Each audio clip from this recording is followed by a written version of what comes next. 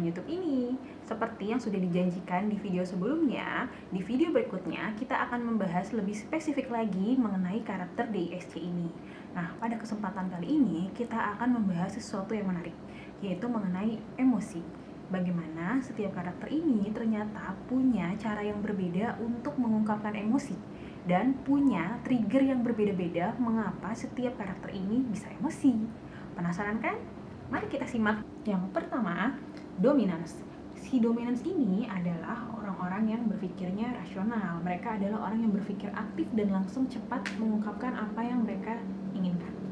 Nah, mereka ini orang-orang yang sulit memahami percakapan dari hati ke hati, lalu sulit terkoneksi secara emosional dengan orang lain, dan selalu memikirkan sebuah solusi, apakah solusi itu sukses atau tidak, daripada memikirkan dampaknya kepada orang lain. Nah, dari sini sudah jelas kelihatan ya, kayaknya kita agak susah ya mengharapkan orang-orang dominans ini untuk bisa lebih respect dan empati sama orang lain. Tapi nggak usah khawatir, bukan berarti nggak bisa, itu hanya gaya dasarnya mereka. Nah, apa sih yang paling orang dominans ini takutkan? Orang dominans ini takut pada kekalahan. Mereka itu harus memiliki kontrol terhadap apa yang mereka pikirkan dan mereka inginkan. Bingung nggak gimana? Contohnya gini nih, misalnya ada orang tua dominans, biasanya mereka akan mengatur anaknya, apa yang mereka inginkan terhadap anaknya, apa yang mereka harapkan dari anaknya, sampai-sampai sepertinya tuh anaknya nggak punya ruang ya untuk berpikir dulu nih, apa sih sebenarnya yang baik buat aku. Nah, mungkin bahasa sehari-harinya orang dominans ini sukanya ngatur-ngatur atau nyuruh-nyuruh. Nah, orang dominans akan merasa kesel ketika apa yang mereka inginkan, ketika apa yang mereka suruh ini kok nggak cepet-cepet dilakuin sih, gitu. Dan mereka juga nggak segan-segan sih untuk berdebat atau berargumen ketika menyampaikan pendapatnya. Dan mereka emosinya akan tersulut ketika kayaknya kok lawan bicaranya nggak mau sih ngikutin mau mereka, gitu. Yang selanjutnya, si influence. Influence ini adalah individu yang selalu keep in touch dengan kondisi emosinya.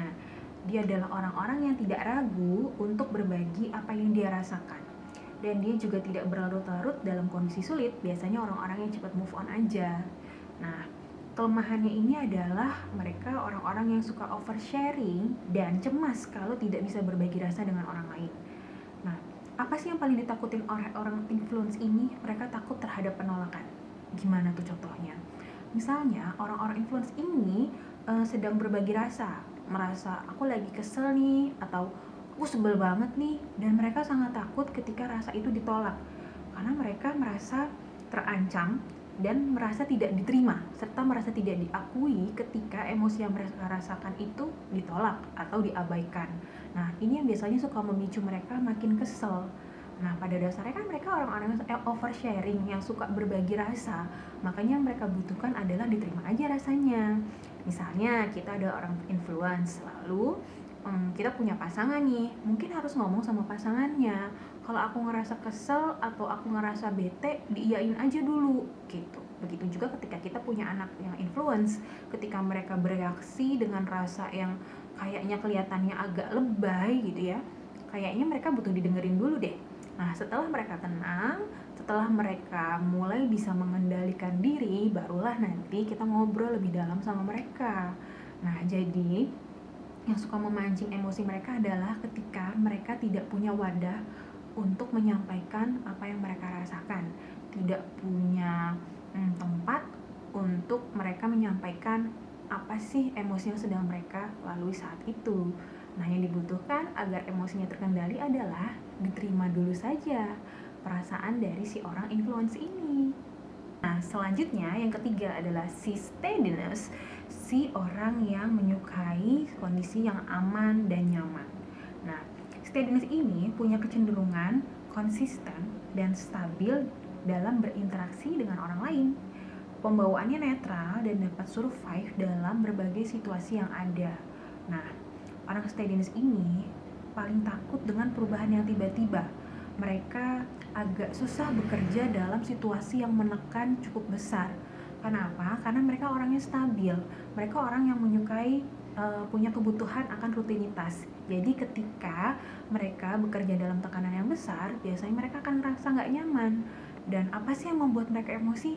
Mereka jadi stres, mereka jadi rentan emosional ketika berada dalam situasi yang tidak sesuai dengan rutinitas sehari-hari gitu.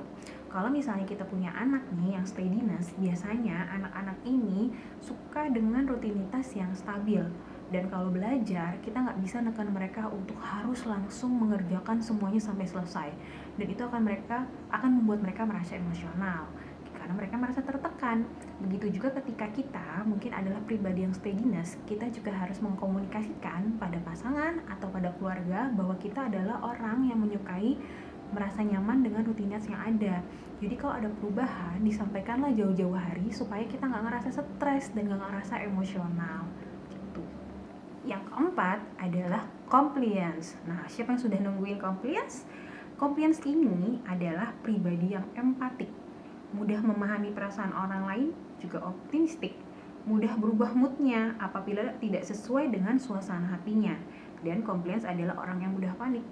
Kenapa bisa begitu? Kalau kita sudah menyaksikan video sebelumnya, compliance ini adalah si perfeksionis. Jadi dia akan merasa sangat gelisah dan tidak nyaman ketika segala sesuatu tidak berjalan sesuai dengan standar yang dia punya.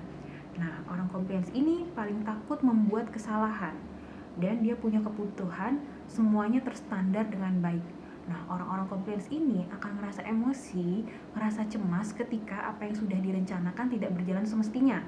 Misalnya, kita punya anak compliance nih, lalu kita sudah janji mau buat jadwal pergi di jam 11 siang. Ternyata karena kita repot, kita harus nyiapin segala macam, kita baru berangkat jam 1 siang. Nah, yang terjadi, anak compliance akan ngerasa resah, akan ngerasa gelisah karena tidak sesuai dengan apa yang sudah dipikirkan dan dijadwalkan. Nah, kalau punya anak compliance, sebisa mungkin buatlah janji yang sesuai dengan kemampuan kita untuk melakukannya.